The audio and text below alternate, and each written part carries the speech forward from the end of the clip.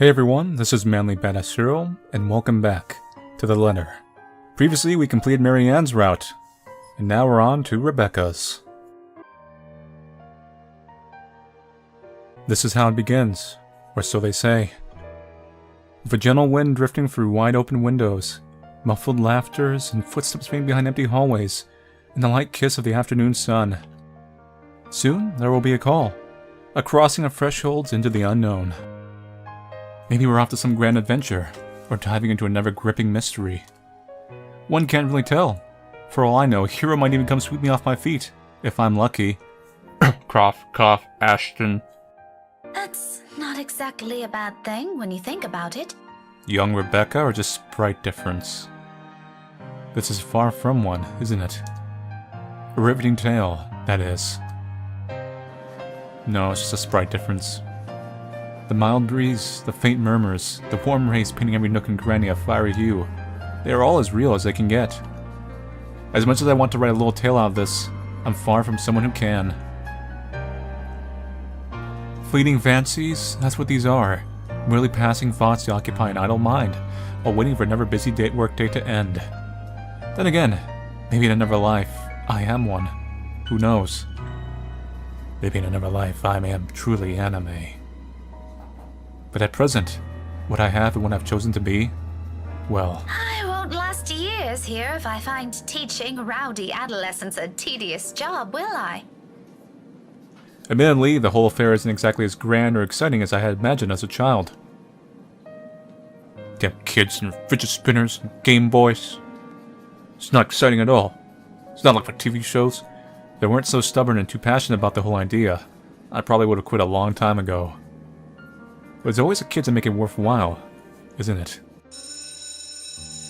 As if in agreement, as soon as my pen slides into a neat circle against the papers I'm grading, the final bell rings. Like a dam that is open, woo! Students begin piling out into the hallways soon after. For a short minute, I let the noise fill my ears. Then my mind wandered to a place far removed from all the hubbub. Solitary moments like this have come few and far between lately. Even my own home hasn't been as quiet as I usually would prefer. Though, in hindsight, the entire place hasn't been the same either, since Isabella moved in the next door. And if her fussing over a minor cold last week tells anything, I might as well throw any idea of solitude out the nearest balcony, so long as she lives nearby. At the memory, my eyes automatically shift over the bottle sitting at the edge of my desk. A chuckle escapes from me as I reach for it. A little ball of energy and enthusiasm. That big baby. Mother hen, she calls me, and then says, and does the same thing right after. It's not that I'm unused to being on the receiving end of other people's worries, or I feel any sort of apprehension over her fretting. If I'm to be completely honest, it's actually amusing how someone can be so childlike one minute, then act like a responsible adult the next. Ha! But there's a dissonance there, both in her actions and words. Though she may not look like it, may not say anything, may not lose her cheer, one way or another, I know these troubles have weighed down on her lately. Her face says it all. That big numpty. If she thinks I won't notice, she's got another thing coming for her. That's how she has always been. I do understand that part, loud and clear. It's just that I really rather not pass another burden onto her. Or become one myself. Or I'm supposed to be the one taking care of them. Though I guess that's simply one of these things people eventually grow away from, once you've all started leading different lives. Not completely different, I hope. Somehow, that thought makes me feel uneasy. Thankfully, before stranger ideas can take root in my head, a faint buzzing comes from my bag, cutting for the rest of my thoughts. A small frown forms on my lips when the screen lights up, and an unknown number flashes. For a long second, my thumb hovers over the answer button. Even the voice that responds once I do accept the call is wholly unfamiliar. Hello? Oh, goodness. Finally, it connects. Hello? Is this Miss Gales? Rebecca Gales? Rose? Yes, speaking. Who is this? Oh, sorry. Rose Cooper. Briar Realty Corporation. Professional red shirt at your service. Guaranteed to die within your first chapter, or I give you your money back. Briar Realty? If you can get it after I've dead. My frown deepens as I strain from my chair. Something in her tone, despite sounding remarkably friendly and polite, doesn't sit quite well with me. The rigid pause that follows doesn't help ease the tension that suddenly descended either. Miss Cooper? Quick check real quick. Profiles.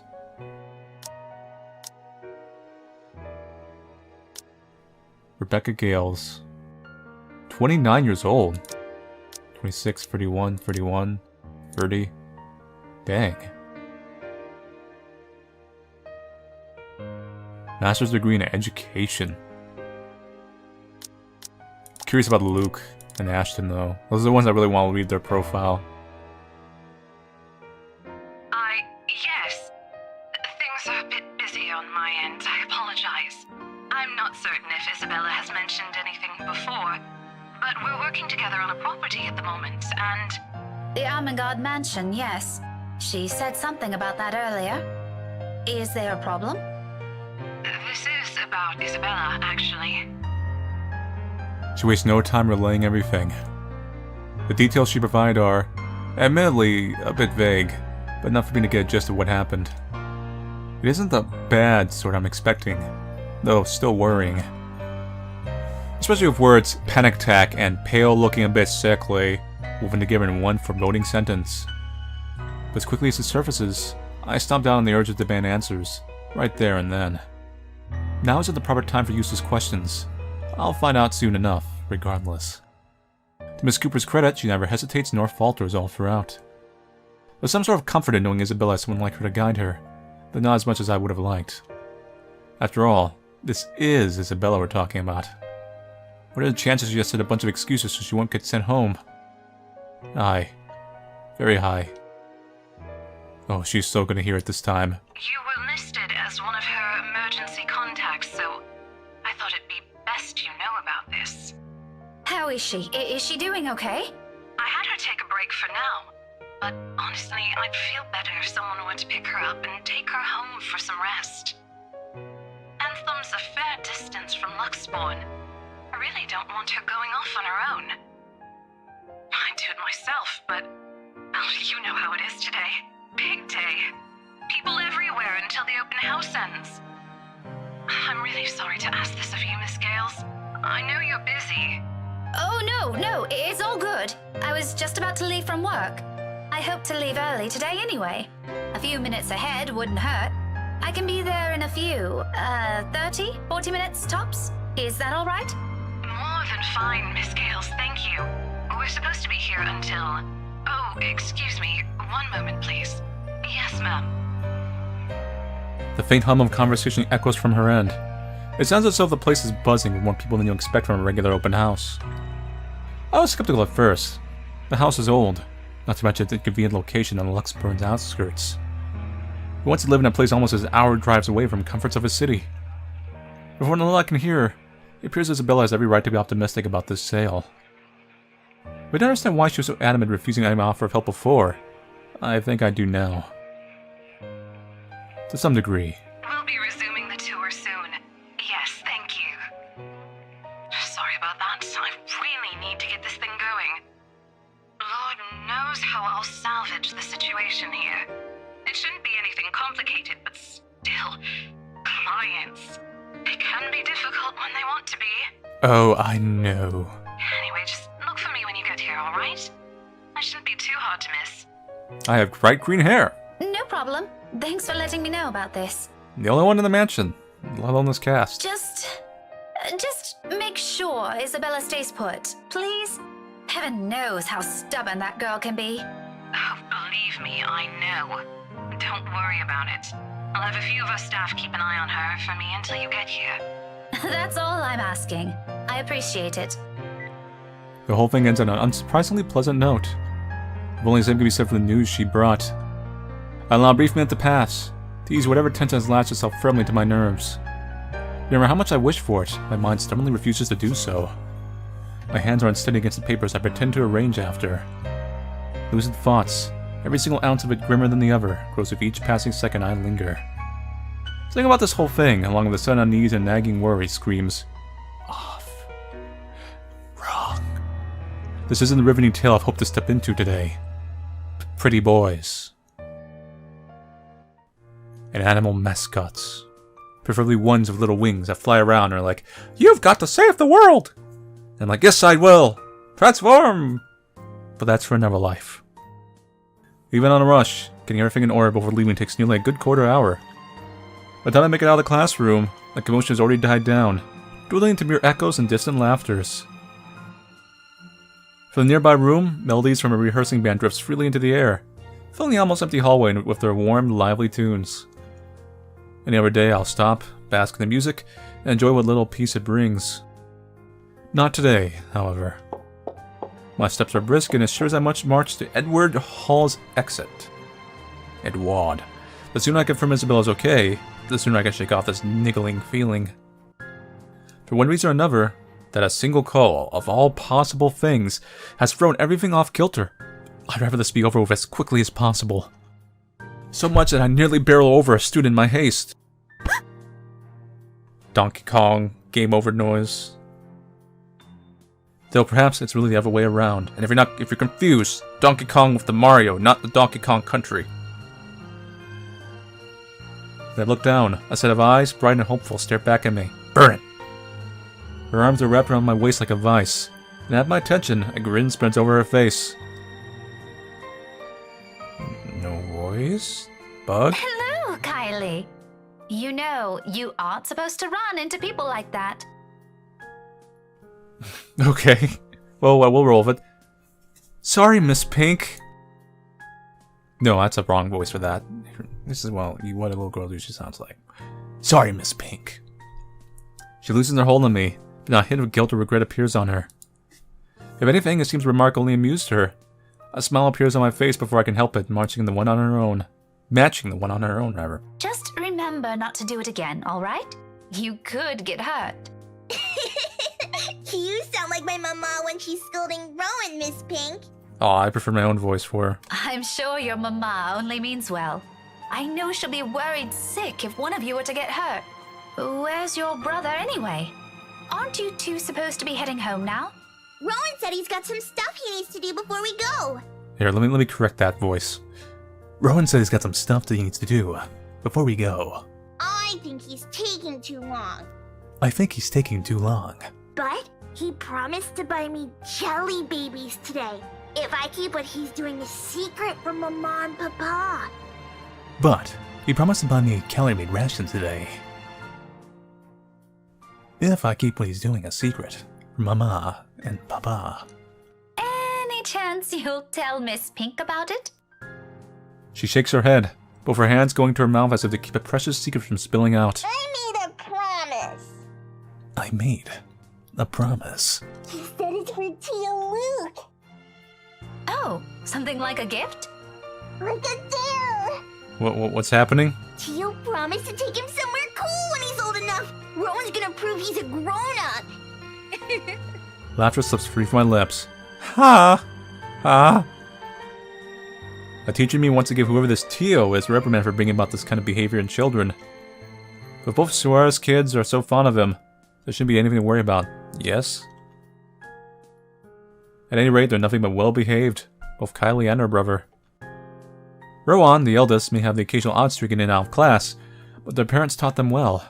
I see no reason to catch any suspicion of bad behavior on them. They did say Luke, and I'm wondering...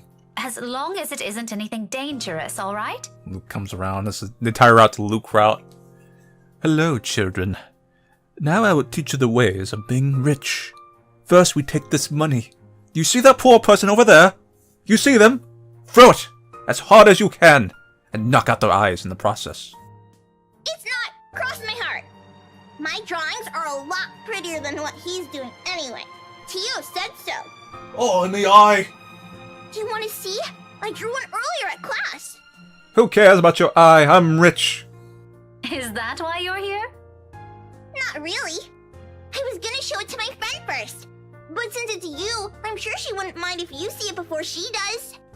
It's bleeding. Oh no. I can't stay right now, Kylie. Who cares about your bleeding eye? Patch it up with some of my money. Here, have some more. Her face falls immediately after her words are out. A small part of me feels responsible for that crestfallen look, But as much as I want to stay a little longer, there's another place I need to be at right now. My overeye! And frankly, another child to look after. Taking both our hands. Suck it up! I'm rich! I lay in front of her and muster the most rueful smile I can give. And have you learned anything, children? At her age, I'm quite sure she already understands what I'm about to say before they're even out. But remarkably, she doesn't look away, or pout as I'm expecting her to. I'm sorry. Man, I'm really funneling random rich guy. You know what? Rowan has a class with me on Monday around this time. I got a little too into this character. Why don't you drop by again next week? After class? I'll even make sure to wait for you. It's just that I absolutely must leave now. My friend had an accident earlier, and I'm the only one she has here. What about her mama and papa? Oof. Her family lives really far from here, I'm afraid. Do you remember where Asia is? The southeast part? That's where they are. Her eyes immediately line up at my question. Just like that, I know I've earned the girl's forgiveness. Oh, just like Takako. Who? My friend. She said she used to live there, only just a little higher than southeast. But she hasn't come home in a long time, so she doesn't remember much about it anymore. Melody says it's weird I talked to her, but I think she's just shy. They could be good friends too! Don't you think so, Miss Pink? Wait a minute. Miss Pink.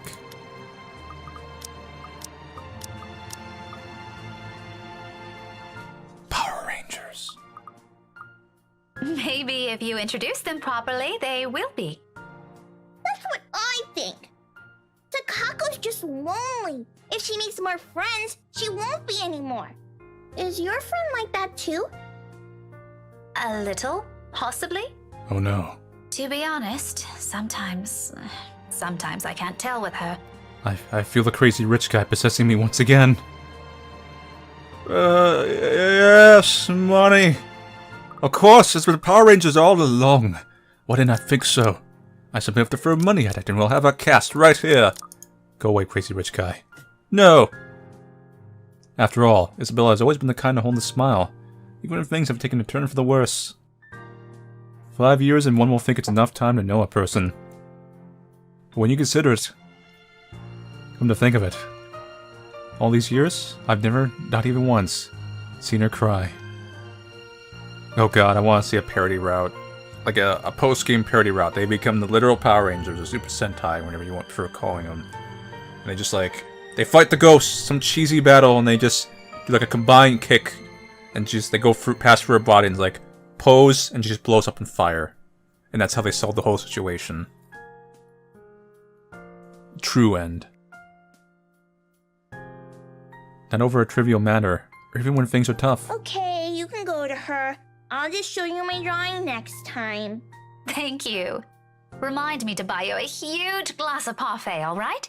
No, I'll get a stomachache. Takako says so. A small one is okay. I'll remember that. Say hi to your friend for me. I will. I'm sure she'd love to meet you too. See you, Miss Pink. Power Rangers. I'll see you later, Kylie. London Bridge is falling No! down, falling down. London Bridge is falling hate that down. singing. My fair Go away. lady. She doesn't look back, waiting for him goodbye to me. That's why I started singing. I'm reading faster, to hoping that she would leave faster. With a song and extra spring in her steps, she bound to cross a quarter of as much as spirit only a child her age can have. As if the conversation has never taken any downhill turn for her at all. As if there isn't a single thing to worry about in the world. Not long after, she disappears behind the door, leaving behind strains of an old, familiar rhyme lingering in the air. Carefree. Unburdened. On troubled moments like this, I envy her. And as I resume my hurried pace, a tiny whisper at the back of my mind wishes the same could be said by myself and my own worries.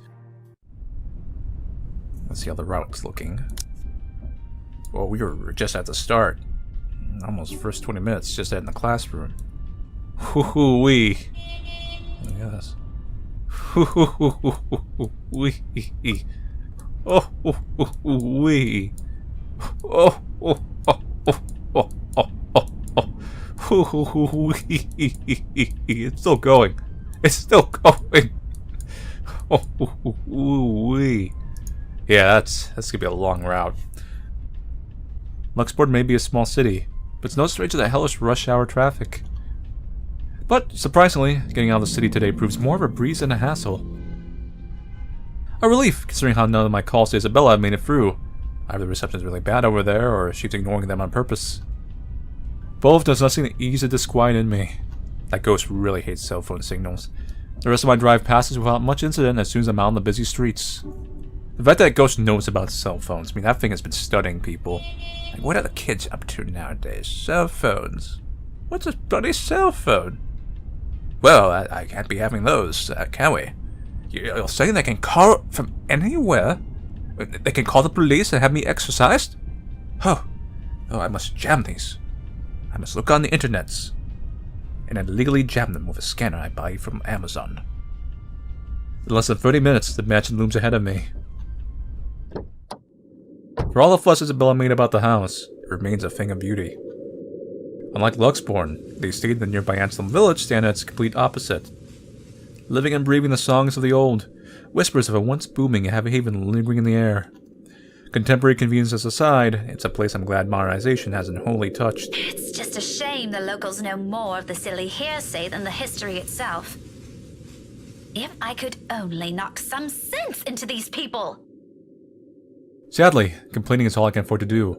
As much as I want to give them a piece of my mind, it isn't why I'm here. I don't think these rich types will appreciate getting a lecture from me, either. I have as much business with them as they have with me.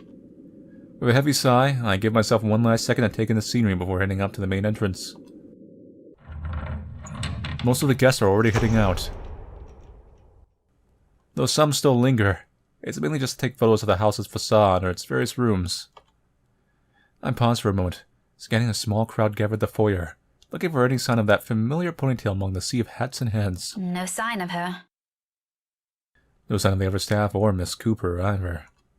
I can certainly look for Isabella on my own, but in a place this big? I'd be lucky if I didn't have lost or find her before we need to meet with Zachary and Ash tonight. Sighing, I reach my mobile and redial her number. The gesture, familiar now after so many taps earlier. That was a sigh earlier. It's a sigh sound. If she doesn't answer, I can still try contacting Miss Cooper. I just hope the network reception will cooperate this time. This side of the country has never been popular with tech-savvy, after all. To my relief, it only took 3 unsuccessful tries.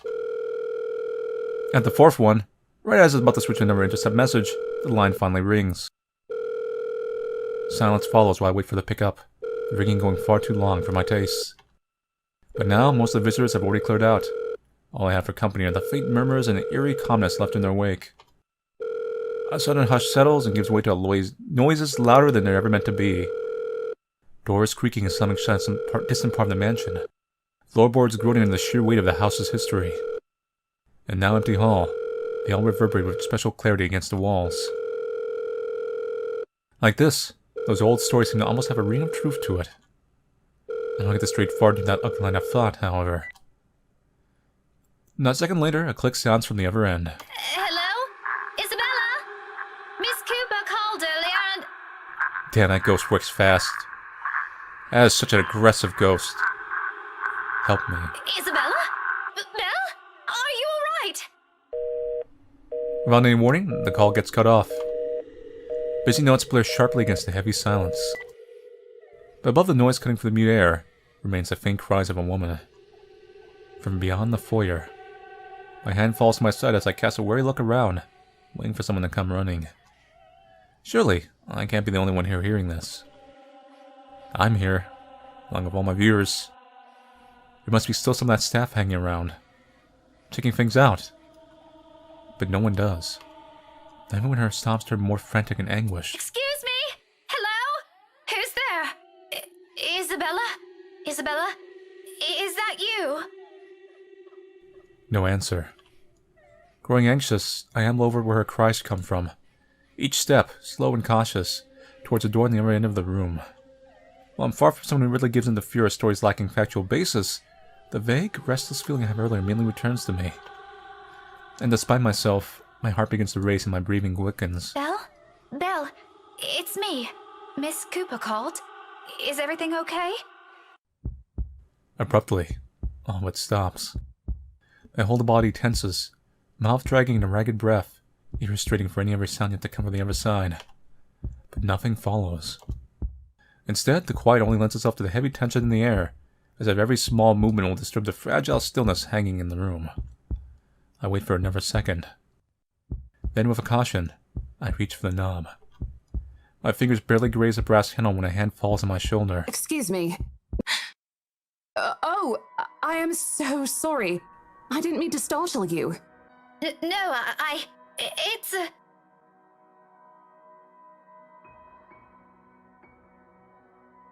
Still reeling, my gaze shifts back to the door, as if any second now the cries will start again, or whoever's inside will burst out of the room. I don't get to dwell on these. The woman's worried voice breaks through the haze in my mind again, oddly soothing in the thick of my unease. Even if the concerned look comes from a total stranger, finally being in the company of someone else is somehow comforting. Ma'am? Are you okay? Oh, no, I'm fine.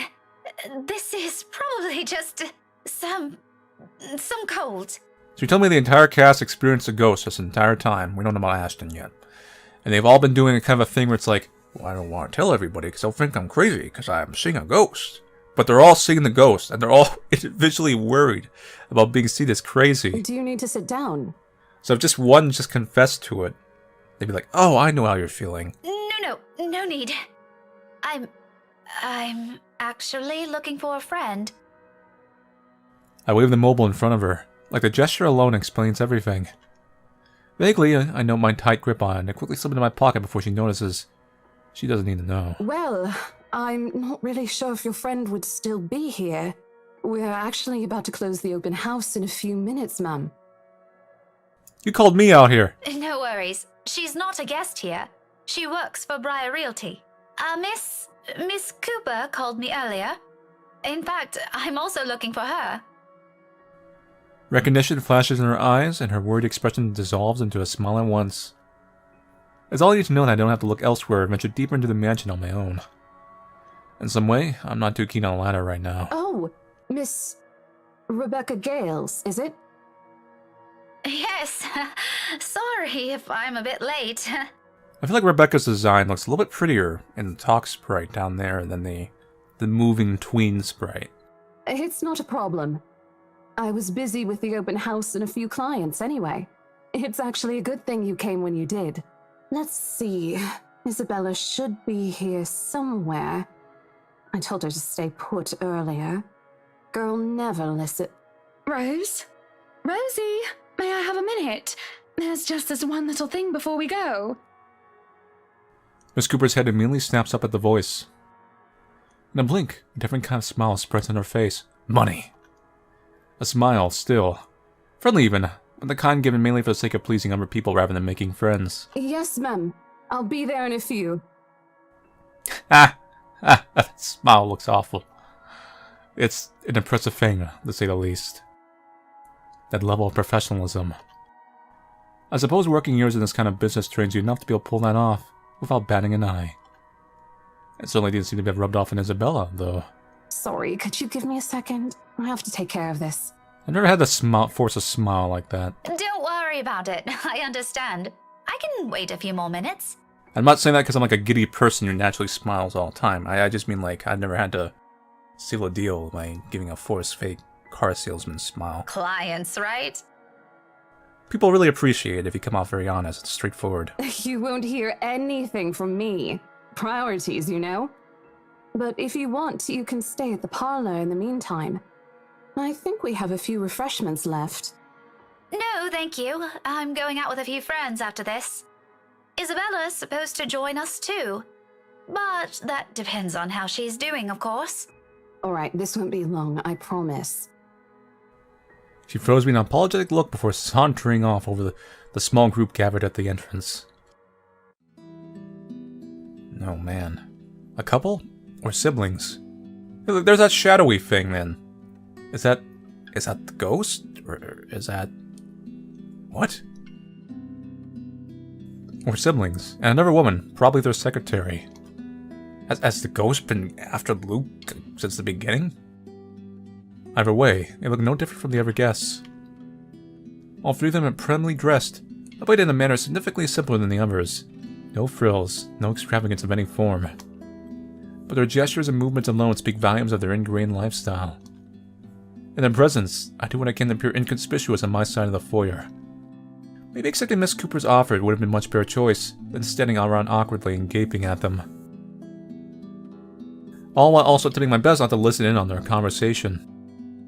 Although, that one proves more difficult with how enthusiastic the blonde woman is. Her voice easily echoes through the walls of the only 5 of us here. Pretty soon, I find myself being drawn into their talk without meaning to. Tomorrow? First thing in the morning? First thing in the morning, ma'am. The mundane talk isn't what catches my attention, however. Very well. We'll have our lawyers prepare everything as soon as possible. Let's make this whole thing easier for everyone, shall we? Just let me know if there's anything you need from me. You know how to contact me, yes? Got your mobile number saved here already. Good.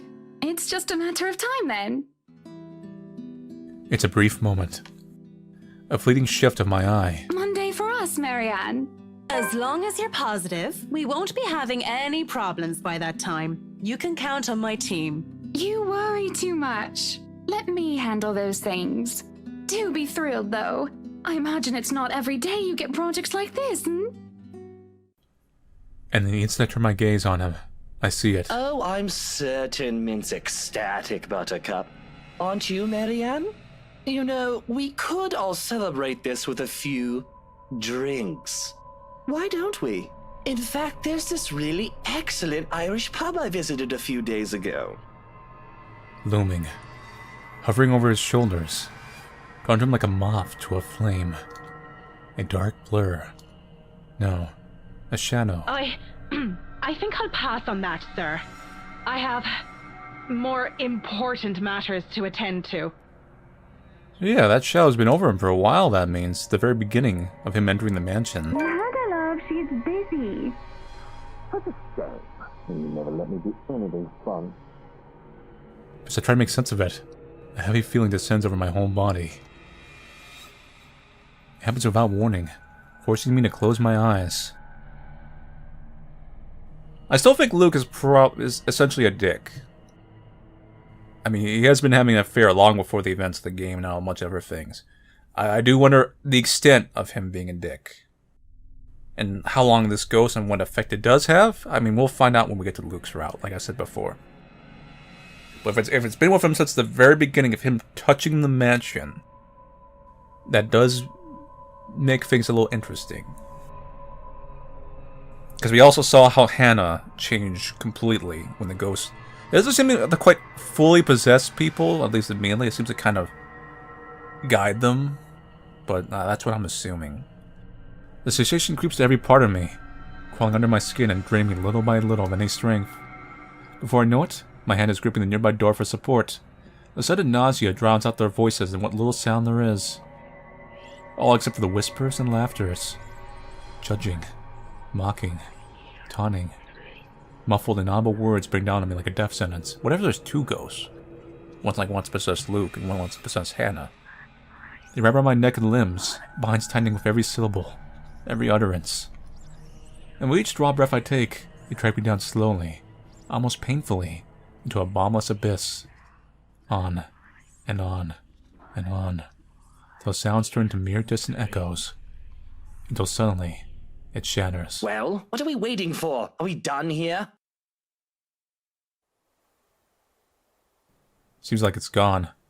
His voice rips through the fog like a sharp blade and my eyes snap open. When I look to them again, it's gone. You can head back to the car first if you want, Luke. I hope that settles everything, Rose. I don't know what Isabella's problem is, but please make sure she doesn't hurt herself. Anyway, we're looking forward to seeing you tomorrow. Likewise, ma'am. No shadows or dark clouds. Only amicable smiles and cordial handshakes. The usual pleasantries, as Miss Cooper leads him out of the mansion like a graceful host. Now the group seems to have noticed it. And even as I force my breathing to calm down, keep my eyes trained on their backs and wait for something to happen, it doesn't come back. She returns a moment later. Gently, she closes the great doors behind her. There is a smile on her lips and an extra skip in her step when she walks back to me. We're in the morning. Whenever she was discussing the group had put her in a good mood. Even she appears to have not observed anything odd. Was that just seeing things? Glad that was over. It's been a long day. I thought for sure we're going to... hey, are you sure you're doing okay? You look a bit green. You mean like your hair? It's all good. I'm actually still recovering from a cold. Weather's been crazy lately. Yeah, we've been having like a... What's the weather forecast said? Hauntings? I mean, increase of hauntings lately, yeah. That must be it. The weather, the stupid cold, and the friendly warnings I'm too stubborn to listen to. As much as I hate to admit it, Isabella's right. I was and still am a little feverish when she visited me at school this morning.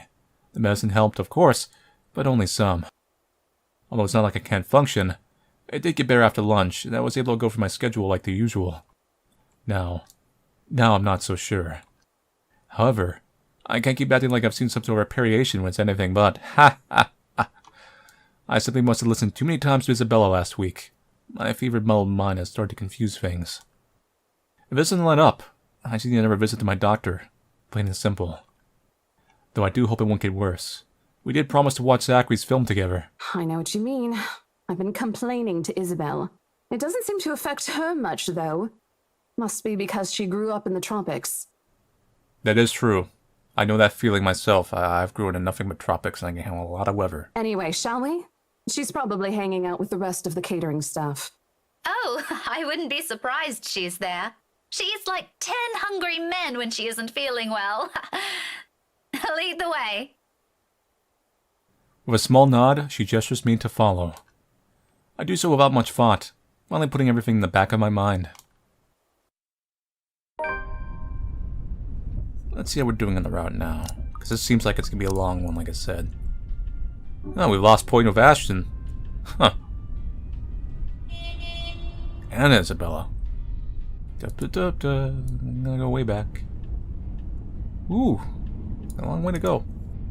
The entire visit took a whole 24 minutes, and my trip to the mansion, as it turns out, is a useless endeavor in itself.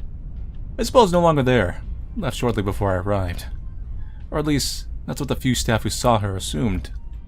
None of them knew where she went, but I can take a few guesses. There are only a number of places in Luxbourne she frequents, and, well, she's never been the complex kind. It doesn't really take a genius to figure it out.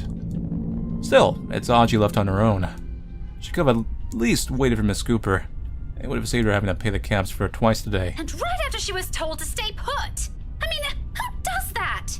Oh, sod off! You don't own the road! Sod off! Take your car and put it in Starbucks. I have money. Oh, sorry. Fuddling. Strange rich guy again. In the end, all Miss Cooper could give me were a string of apologies for my trouble, and a request to let her know when I find Isabella. The whole affair didn't even last long. I probably spent more time traveling back and forth. Soon enough, I'm moving my way back to downtown Luxbourne, worried sick, and on top of that, maybe a little annoyed. Whether the unexpected turn of events or at Isabella herself, I'd rather not think about it for it now. Not when I'm already running late for Zachary's film. Besides, I'm perfectly sure that's where I'll find her. As one would expect, people are already gathered at the movie house when I get to it. The small avenue where it's located has been closed off early from any passing traffic to make way for the avid moviegoers who are sure to crowd the venue. I have to park almost a street away and walk the remaining distance because of it. Looking for them has taken a while in the crowd this big, but I eventually spot them near the entrance. Thanks to Zachary, mostly. And like I've surmised, Isabella's with them. I knew it. Wasting no time, I march over their little group. Words filled with concern tumble out my mouth before I can stop myself. Isabella! Oh, thank goodness! Becca, you're just in time.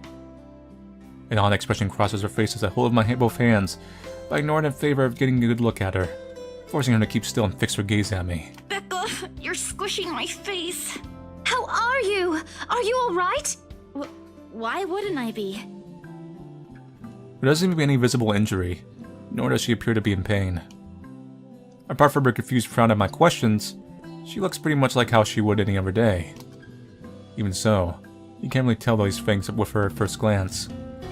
The last time she got sick, she never bothered to call anyone, even me. who lives right next door. If I hadn't checked on her then, she probably would have died on her bed with the rest of us none the wiser. It's one thing we laugh about now, but moments like those also teach you something about a person. If anything, it's giving me more reason to constantly worry about her. And the moment a familiar name comes up, I know my concerns right now aren't completely baseless. Rose called me earlier. Her expression swiftly changes, and gently as she can, Isabella pushes my hand away. And even before she says anything, I already have a hunch how this whole thing will play out. Oh, no, everything's good. Rose covered for me at work today. Oh no. That's not what I'm talking about. Oh no. How's your head? Then and there, the whole conversation goes down as I've imagined. She dodges my hand when I reach for the back of her head, and didn't check the said injury myself. Even makes a show of hiding behind Zachary just to avoid me. Instantly, what's supposed to be a simple inquiry dissolves into a shameless game of tag. Shouting and chasing. Smug Ashton.jpg. Like none of us can be bothered to act like a full-grown adult we're all supposed to be. Including Ashton. I won't put it past Isabella, but Ash? Out of everyone? In fact, if that stupid smirk on his face tells me anything, he finds this whole mess amusing. Oh, for the love of... Isabella, this isn't a laughing matter. She did look pale when I saw her. Wow, thanks a lot, Ashton, you traitor. I'll get you back for this, just you wait. You're an asshole. What? I'm just saying it as it is. If you mentioned this earlier, we wouldn't be having this conversation right now. There was a moment's pause. My hand stilled mid-air as my attention shifts to Ashton, and the words he leaves hanging between the four of us. He doesn't meet my eye. I don't think he's even aware of what he said. But the meaning of each syllable alone is clear. And they echo. They sting. They burn. I'm sorry. Saw her? Yeah, they arrived together. Bella looked fine to me then. I don't know. Of course. Of course! Why else would Isabella leave on her own after being told to stay put? After that little chat about money this morning. Sitting close to silence falls when I mull over their words. Both what's already been said and what's left unspoken. When I do find my voice, it only reeks of nothing but bitter, unpleasant thoughts. Thoughts I quickly stamp out before they surface. Thoughts I hide the best I can in the deepest parts of my mind, locking away for no one to see. Oh, that's good. At least she didn't have to travel alone, right? At least. Good. Yet try as I might, the green-eyed monster easily rears his ugly head. Hi, how you doing? I'm the green-eyed monster. What you guys up to? Hey, that's a Starbucks across the street. Hey, I have my treat. Everyone want to get some Starbucks? The green-eyed monster is rarely misunderstood. Like it always does every time, his gaze lingers on a second longer. Every time he smiles in a manner far too gentle, far too sincere, whenever he thinks no one can see. Every time my mind suggests his word means more than they should. Every small, little thing. Despite what he says, despite his tone. You guys. For all I know, it may just be some kind of fondness born from friendship. Maybe I'm simply overthinking like he often tells me. Or maybe there really is something there. But a short display of impatience, I know the whole of it's just for show. After all, growing up together with him didn't teach me nothing about him. For whose sake is it this time, though? For him? For Zachary? For her? Or for me? That I can't tell. If she says she's okay, then there's nothing we can do about it. It's not like we can stop her either. Besides, she's still acting like the same old Isabella to me, if she can still run around like that. Why are you taking her side? I'm not. But if she wants to watch Zach's movie with us, I'm not going to stop her. She's probably the one looking forward to it the most. Ash, that's... You, of all people, should know... Tell you what, if I notice something amiss with her, I'll take her to the nearest hospital myself. Is that good enough for you? My mouth opens and snaps shut almost as quickly, forming a thin, hard line instead. I can't respond, not because there's nothing to say. On the contrary, there's plenty. So many things I can use to reason and get him to agree. But because he speaks with much certainty, with much reassurance, it feels like there isn't much even a choice. All I can give is a long, deep breath and a reluctant nod in the face of it. Before I can grip on myself and my own weakness, the mood immediately shifts and I'm being tackled into a hug. Thanks, Becca. It's always been you with him, isn't it? Did you say something? Me? Nothing. Don't mind me. A lie, obviously. What else can it be? Each and every smile, a tiny effort to keep things as they are. Or so I tell myself. Little do I know, this isn't really a preamble. It starts out quietly and without fanfare, amidst friendly jibes and harmless teasing, with a scrap of paper fluttering harmlessly to the ground. One that especially looks like a cheap Halloween prank, no matter how you look at it. Anyone never miss this scene? And yet, despite how ludicrous it all is, Isabella stubbornly insists, as if her whole life depends on acknowledging the truth in her story. Does she even realize how absurd she sounds now? Crivens, even my students wouldn't fall for this. Isabella, aren't you taking this a bit too far? She doesn't give me time to regret nor think over my choice of words. From there, it escalates, grows into an argument too petty even for our standards as adults. Before we know it, one after another, harsh, scathing words are being spoken. It's not a joke! Will you guys listen to me first? I saw something in the house earlier. It stood right in front of me. If I hadn't gotten away, that thing might have... Right. And in broad daylight, Isabella. Even someone gullible would find the logic in that screwed up. There's also no way in hell that this supernatural shit is true. But it's real! What do you think I saw? A hallucination? A delusion? Didn't you say you fell down some stairs? So maybe Rebecca's right. It happened after, when I was trying to get away. I almost got stuck in the same room with that thing. We're all in danger. I thought you were my friends. Why don't you believe me?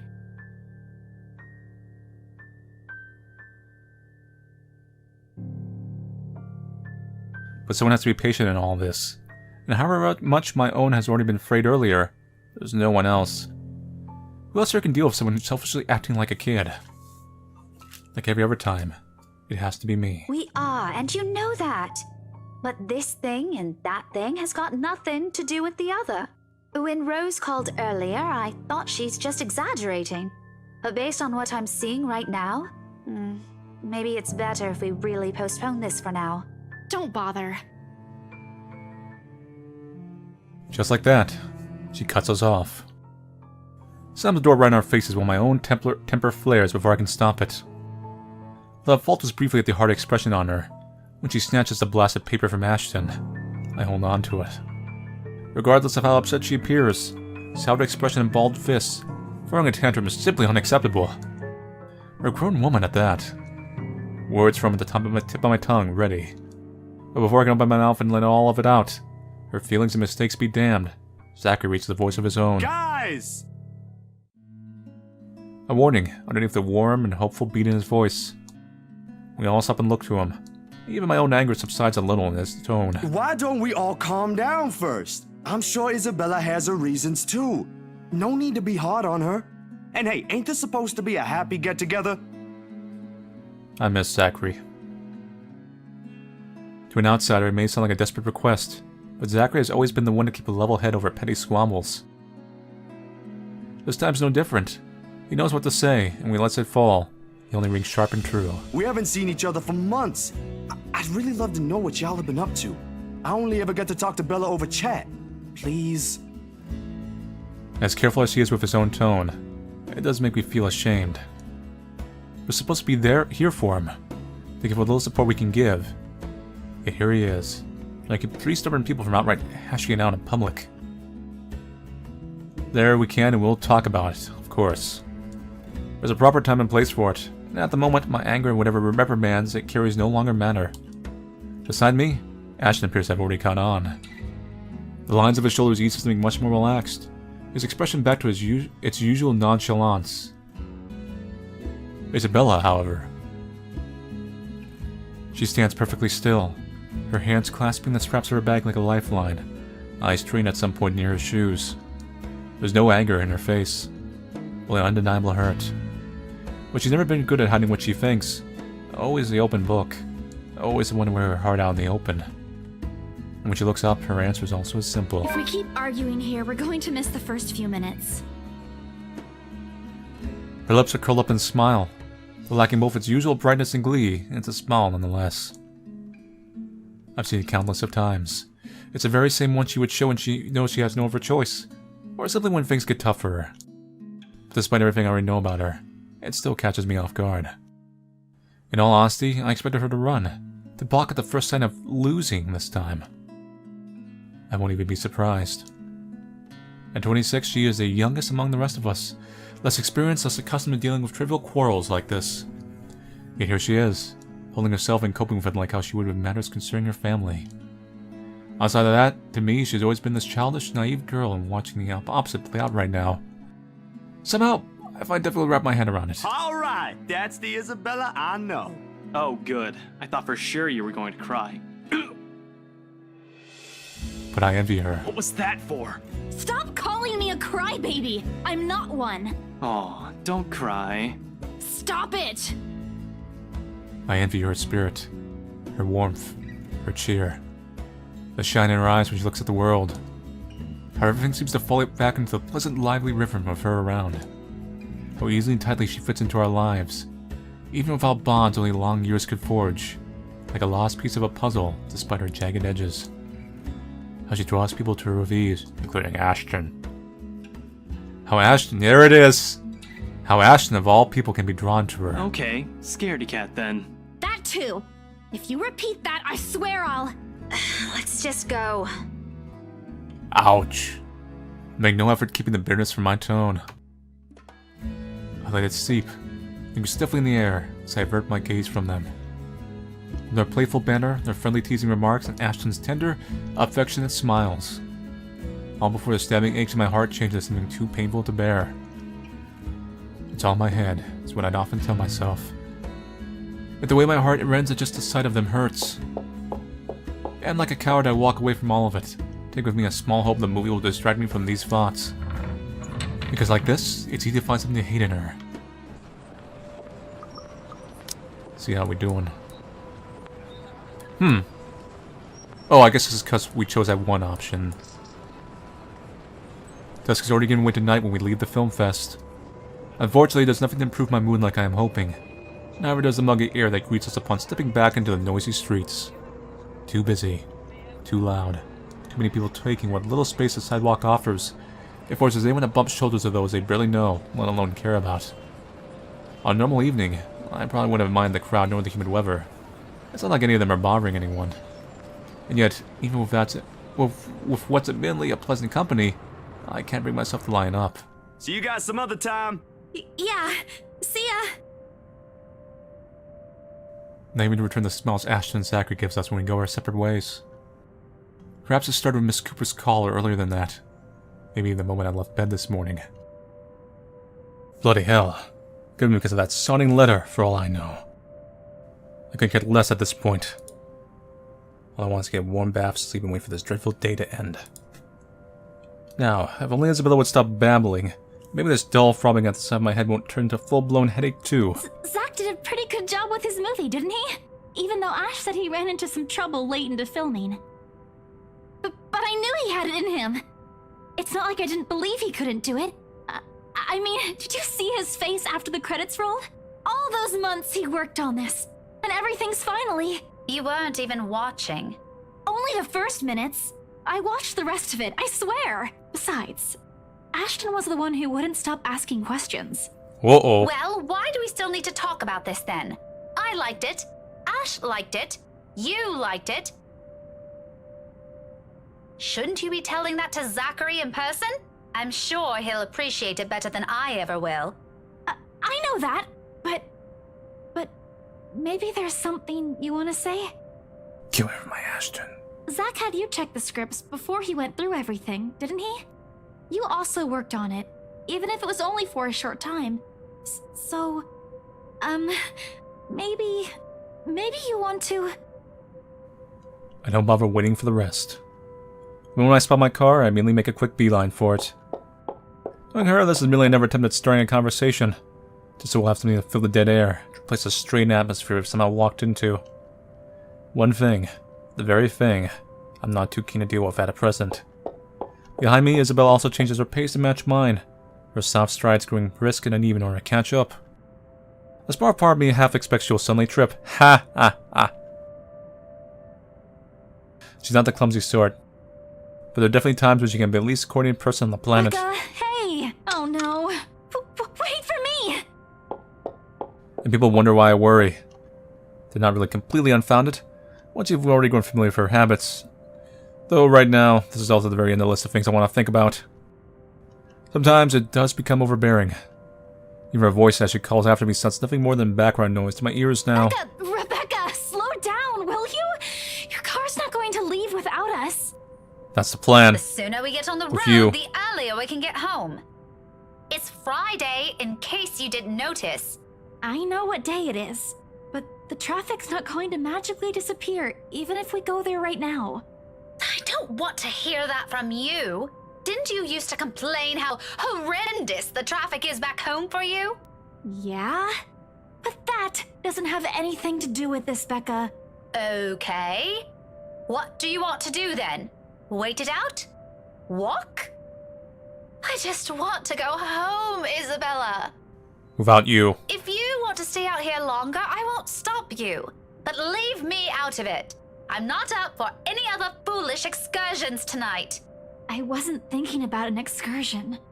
I want to go home too. It's already late. It's just that you've been in this prickly mood since earlier. Are you really okay? Was it the cold? Or did something happen at school? Do you want to talk about it? A long pause follows, and holds everything she's been meaning to ask from the very start. I'm in no mood, but all the same my hand stops short of unlocking my car, and my grip on the handle tightens. I can feel her eyes boring on me, waiting, hoping patiently for any answers I'd give. She's the same as Zachary. They're bad liars. When you talk to people like them, if you're not careful, they often leave you with no other choice but to admit the truth. Those exact same ones I can't voice. Despite my lack of response, she pushes on, surprisingly. This time her tone is quieter, more tentative than usual. Was it because of the letter? No! Jealousy! Who cares about the letter? It's a well-meaning question, much like the rest of this talk. It's something in how she says it irks me. If it is, I'm really sorry. I didn't mean to cause a scene. I did see something in the mansion, though. I wasn't lying about that. Wherever she wants to take this, I no longer want to hear a word of it. Not this minute. Preferably, never. Especially when there are already a million other things buzzing and prodding inside my head. Sometimes my patience can only be tried for so long. And during the open house, even if there were a lot of people around, there were weird things happening. So that was a positive answer. I don't know if there was anyone else who noticed, but I heard things. I'm sure it wasn't because I fell down the stairs. Even before that, in the attic, Isabella. Yeah? A pause. I don't let it last. Only give myself a small window to breathe, before I lay down the words between us with as much restraint as my patience allows. Which is not much after everything. I can only hope Isabella will simply take them as they are. She can be stubborn as a mule when she wants to be. This kind of conversation tonight. Look, it's been a long day. I think this cold also caught up with me, and I'm really exhausted. Can we talk about this some other time? She blinks, and although disappointment flashes momentarily in her face, she gives me a curt nod. A relief enough for me. Perhaps the first time I generally feel today. As unpleasant as this day has been, it seems to go the way I've anticipated takes the edge out of it. Even lying for my teeth has to go with it. Oh, alright. You should have just said so. I told you should have taken a full week off. Were you able to get the meds I brought you, though? Do you need anything? I could drop by the pharmacy for you. Yeah, no need to fuss. A good night's sleep is all I need. I've been busy the whole day. I guess I should have listened to you and taken it easy. But we have exams to prepare for. It's one or the other, you know? I knew it! Here I thought you were just upset about something. Even Ash looked a little bit worried about you. It's fine. Let's just head home, okay? Okay. I'll make it up to you next time. Call me out to lunch or wherever. Just... not right now. Okay, but should you be driving? If you want, I can call a taxi for us. You'll hate paying the extra fees, but you'll be able to get some rest on the way home. No, don't call a cab. I can manage driving at least. Just get in the car so we can be on our way. I'm already opening the door and climbing into the seat before she can protest. With no other choice, she falls inside shortly, albeit with a bit of reluctance. Why doesn't Isabella just drive the car? The guilt from this will eat at me later. For now, these little falsehoods are mine to bear and hide under. For now, this is the better choice. Better than pretending she doesn't exist or giving her vague answers. Certainly better than harsh words and outright lashing out at her. I can find a little comfort in that. Thankfully, if there's anything left to be spoken between us after, we don't have to discuss it on the way home. Or rather, we can't. Because no sooner than we hit the road, Isabella dozes off. Despite my foul mood, I still am suppressing a laughter once the first sounds of her breathing fill the car. Mama? Not your mom, Isabella. Slow and steady. The quiet rhythm so completely unlike her. So far removed from every impression anyone has of her.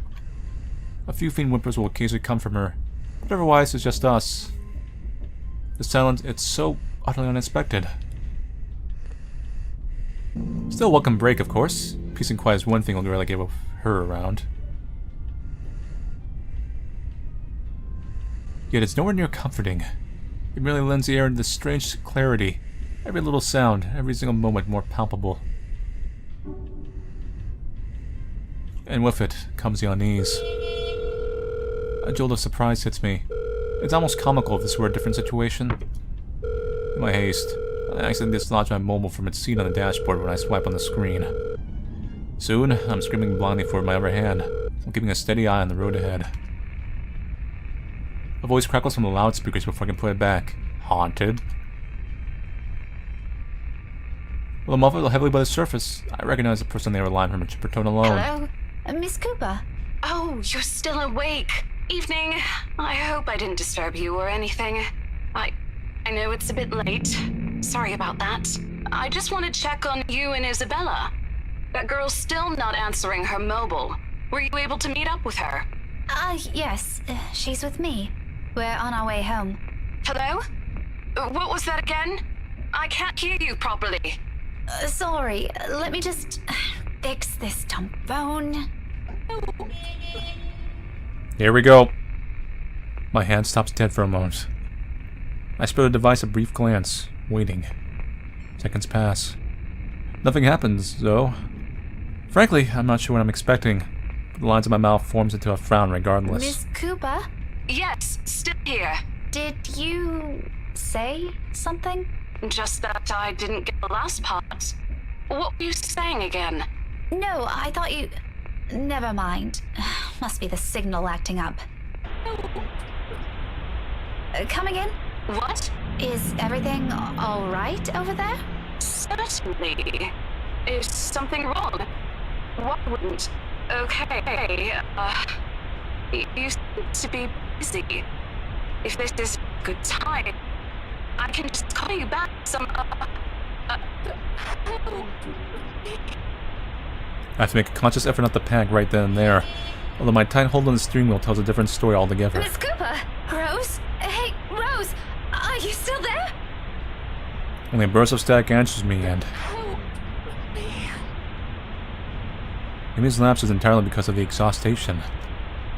It's been a long day, and I haven't fully recovered from last week's bout of flu, contrary to what I've been telling people. What I think about it, you know how I think the ghost is? I think it's two ghosts. So one's a zombie ghost. That's the servant. And one's a ghost. That's the headmistress. The headmistress is possessing the zombie ghost, and the zombie ghost is calling for help, saying, kick out this headmistress ghost, cause she's some crazy... She's a murderer. It's like, get her out of my body. Give me some peace. And that's my theory. It's been a long day, and I haven't really recovered from last week's bout of flu, contrary to what I've been telling people. Though perhaps, had I paid closer attention to it, had I not been so occupied with other thoughts, I probably would have noticed it earlier. That it never came from my phone, but from somewhere right behind me.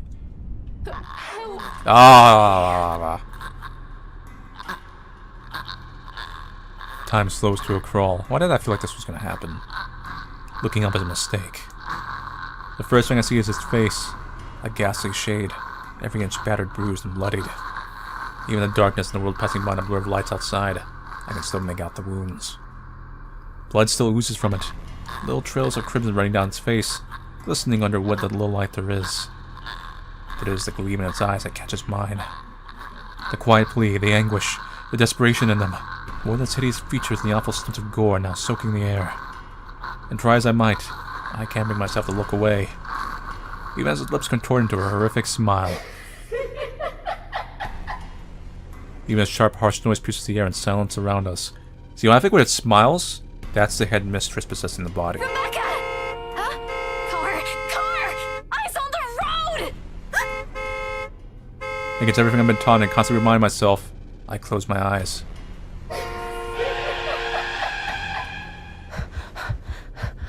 It's a brief moment. A short, vivid second of muscle memory and instinct completely taking over. If I didn't allow it, my hands didn't move, my feet didn't hit the brakes, and that exact second I might have... Isabella and I might have... No, and that ghost was trying to go for 2 for 1. Going for the full combo here. I shake the notion away before I lose myself in it. Right now, it's an ugly line of fun I refuse to venture into. Not when breathing is struggle and every ounce of strength is totally drained from my body. Most definitely not while Isabella's packed voice beside me still rings in my ears. We're alive. We're safe. That's all that matters. It's not her face I look for when I finally open my eyes. All gone. I expected stains, little telling marks and creases on the covers to show me where it sat not a second ago. But whatever it is, it left not a single trace. No courage is a hard thing to gather at this point.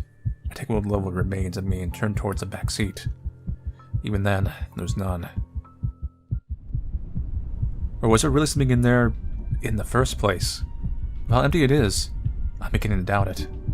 The stupid flu again. I need a long rest after this. Man, that ghost is driving me crazy. My hands fall uselessly to my sides. None for how taut my grip on the wheel is gone. It's still trembling from the unexpected rush of adrenaline. Against my ears, my heart still pounds in an erratic rhythm, and my breathing hasn't slowed down. But the world has already righted itself without waiting for me, and little by little, second after second, as I sit here motionless, color begins to seep back around me. Along with it are the sounds and a voice, no longer the indistinct ringing it was earlier. Becca, are you okay? Answer me, will you? You're scaring me.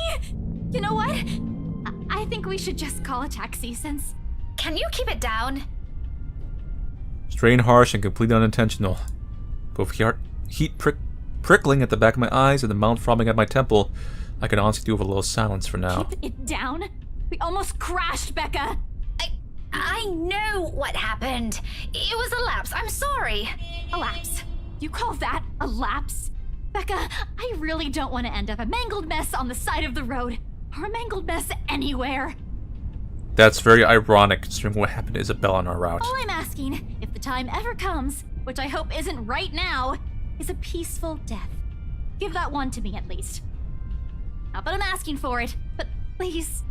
Oof. Isabella. Belle, you're overreacting. If you're so worried, why don't you drive? Don't have a license. I keep telling you to get one, didn't I? For the past 5 years. Do you see why now? I wasn't really expecting to stay here this long. I thought it'd just be for a year or two. All of a sudden, a pensive mood comes over her.